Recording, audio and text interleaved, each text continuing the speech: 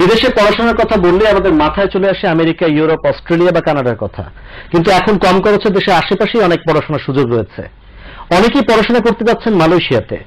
প্রিয় দর্শক, Bangladesh Malaysia study centre লিমিটেডের প্রধান নির্বাহী আব্দুর রহিম খান মুকুল রয়েছেন স্টুডিওতে মালয়েশিয়া উচ্চশিক্ষা বিষয়ে তার অভিজ্ঞতা বলার জন্য। প্রিয় দর্শক, কথা বলছি আব্দুর রহিম খান মুকুলের সাথে। কেমন আছেন?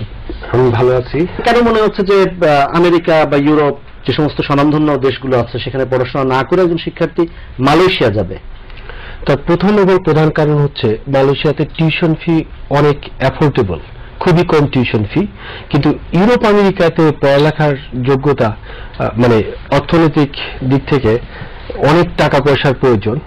কিন্তু মালয়েশিয়াতে কম টাকার মধ্যে কিন্তু ওয়ার্ল্ড র্যাঙ্কিং ইউনিভার্সিটিতে, ওয়ার্ল্ড স্ট্যান্ডার্ড ইউনিভার্সিটিতে, ওয়ার্ল্ড রিকগনাইজড ইউনিভার্সিটিগুলোতে মালয়েশিয়া থেকে করতে পারবে। তার অন্য ব্যাপারটা হচ্ছে এটা আমাদের দেশের কাছে কাছে, এখানে আপনার এয়ার টিকিট খরচটা খুবই কম, সহজে যাতায়াত করা যায় এবং কাছের একটা দেশ। এবং আরেকটা কারণ হচ্ছে যে এখানে মুসলিম দেশ এবং কালচারের সাথে বাংলাদেশের কালচারের একটা মিল আছে এবং ওখানে বাংলাদেশি খাবার, মানে ওই মানের খাবার, মালয়েশিয়ান খাবারটা আবার বাংলাদেশি স্টাইলের খাবার। এই জন্য বাংলাদেশি স্টুডেন্টগুলো ওখানে যাওয়ার পর খুবই কমফোর্টেবল ফিল করে, যেটা অন্যান্য দেশে যেমন অন্যান্য দেশ যেমন ইউরোপিয়ান কান্ট্রিগুলোতে সেগুলো পায় না এবং হালাল খাবারগুলো পায়। আবার চিন্তা করি যদি আমি যে 100 টাকা খরচ হচ্ছে আমার আমেরিকায় পড়াশোনা করতে যেতে, বা 100 টাকা খরচ হচ্ছে ইউরোপে পড়তে, মালয়েশিয়াতে যদি যায়, আমি যদি এরকম একটা হিসেব করি 1/3 অর্থাৎ 1/3 মধ্যে হয়ে যাবে। আর মালয়েশিয়াতে পড়াশোনা করতে গিয়ে যেমন আমরা দেখি যে একটা ছেলে বা মেয়ে যদি ইউরোপ আমেরিকায় পড়তে যায়, তাহলে সামারে সে কাজ করার সুযোগ পায়, তার একটা ওয়ার্কিং আওয়ার থাকে, সেখান থেকে দুটো পয়সা রোজগার করতে পারে, যেটা দিয়ে তার পড়াশোনার টিউশন ফি মেটায়, থাকা খাওয়ার সুবিধা হয়। ওকে, মালয়েশিয়াতে সামার বলতে কোনো কিছু নাই, বা থার্ড সেমিস্টার বা শর্ট সেমিস্টার আছে।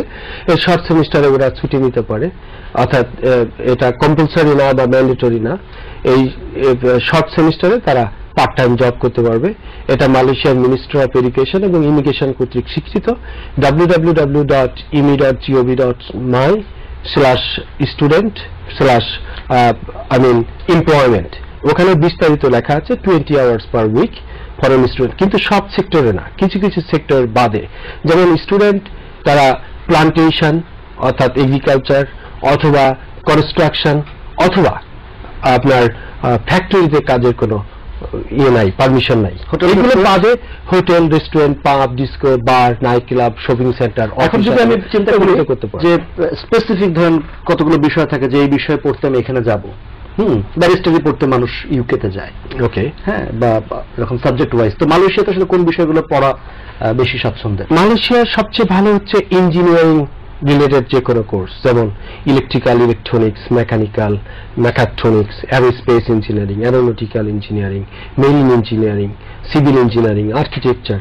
তাছাড়া কম্পিউটার, মাল্টিমিডিয়া, আইটি, নেটওয়ার্কিং, এগুলো ভালো, সফটওয়্যার ইঞ্জিনিয়ারিং, এগুলো ভালো ডিমান্ড আছে। তারপরে বিজনেস রিলেটেড, যেমন business, marketing, management, human resource management, accounting, finance, banking, এগুলো ভালো কদর আছে।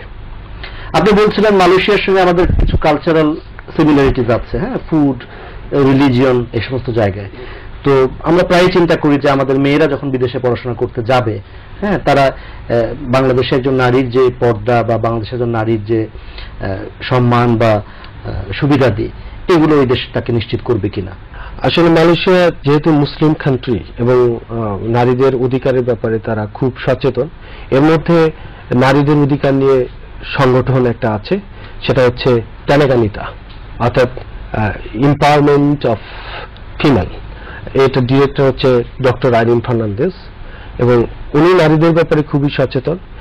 তাছাড়া মালয়েশিয়াতে যেহেতু মুসলিম দেশ, সেহেতু মালয়েশিয়ান সরকারও মালয়েশিয়ার মেয়েদের ক্ষেত্রে খুবই সচেতন, যার কারণে মালয়েশিয়াতে মেয়েরা কিন্তু যে কোনো জায়গায় জব করতেছে বাংলাদেশের তুলনায়, ইঞ্জিনিয়ার, ড্রাইভ করতেছে, হ্যাঁ।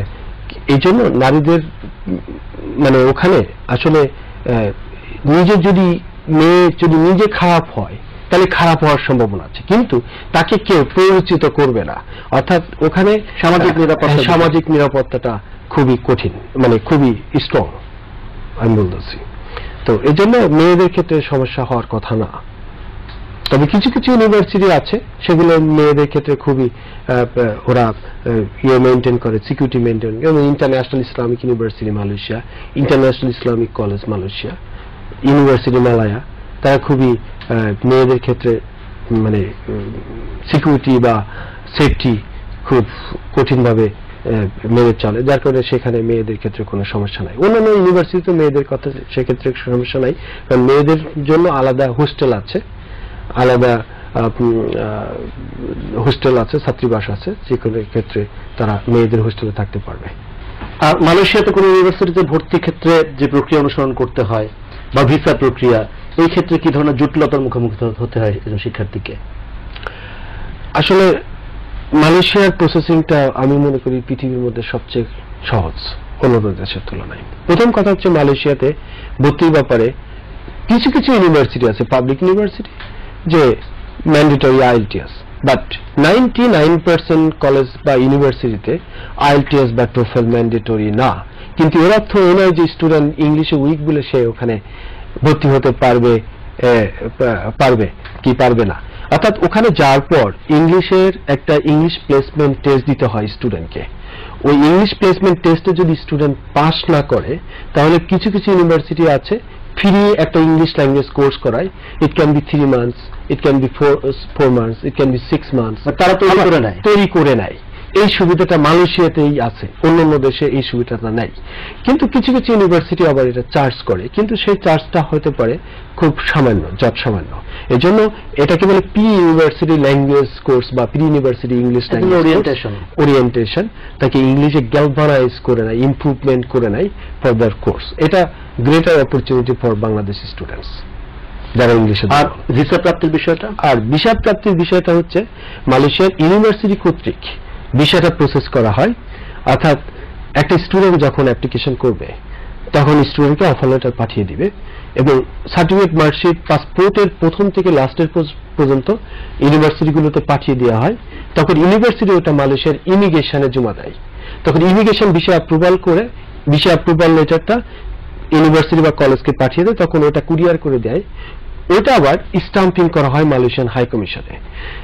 এখানে সবচেয়ে সুবিধা হচ্ছে স্টুডেন্টের কোনো ইন্টারভিউ হচ্ছে না, ওরা ভেরিফিকেশন করে ডকুমেন্টস বোনাফাইড বা অথেন্টিক কিনা এবং স্টুডেন্ট কোয়ালিফাইড বা এলিজিবল কিনা, তার উপর ভিত্তি করে ওরা ভিসাটা প্রসেস করে এবং ভিসাটা অনলাইনে। এটা প্রসেসিং টাইমটা কতটুকু লাগে? এটা 20 days to 50 days। আমাদের এখান থেকে যারা উচ্চশিক্ষার জন্য যাবে, এখান থেকে কোন ডিগ্রিটা করে যাবে তারা? আমাদের বাংলা মিডিয়াম আছে এখানে, আমাদের এখানে ক্যামব্রিজ আছে। মালয়েশিয়াতে সাধারণত ম্যাট্রিক পাস করার পরেই, এটা আর একটা সুবিধা যে অন্য দেশ থেকে মালয়েশিয়ার ব্যাপারটা, ম্যাট্রিক পাস করে ওখানে তারা ডিপ্লোমা করতে পারে, অথবা ফাউন্ডেশন করতে পারে, অথবা ও লেভেল করতে পারে, অথবা ইন্টারমিডিয়েট পাস করে ডাইরেক্ট ব্যাচেলর ডিগ্রিতে বা অনার্সে ঢুকতে পারবে। কিন্তু অন্যান্য দেশে যদি ইউএসএ বা অস্ট্রেলিয়া বা ইউকেতে যায়, ম্যাট্রিক পাস করে যাওয়ার অপশনটা খুবই কম। কিন্তু মালয়েশিয়াতে ম্যাট্রিক পাস করেই কিন্তু যেতে পারছে।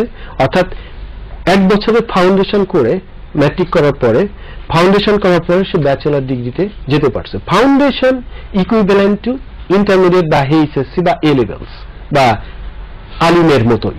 তো যার কারণে একটা স্টুডেন্ট ওখানে যেই মানে ম্যাট্রিক পাস করেই ঢুকতে পারতেছে, অথবা সে ফাউন্ডেশন না করে, ডিপ্লোমাটা করতে কতদিন লাগে? ফাউন্ডেশন না করে ডিপ্লোমা করতে পারে। ডিপ্লোমাতে এটা হচ্ছে ইঞ্জিনিয়ারিং হচ্ছে 3 বছর, আর নন ইঞ্জিনিয়ারিং হচ্ছে 2.5 বছর, 2.5 years। কিন্তু ডিপ্লোমা করে সে ব্যাচেলর ডিগ্রি 2nd ইয়ারে যায় ভর্তি হতে পারবে। অর্থাৎ আগিয়ে গেল অনেকটা। হ্যাঁ, আগিয়ে যাবে। অর্থাৎ তার 1st ইয়ার এক্সামশন পাবে ডিপ্লোমা করার পরে।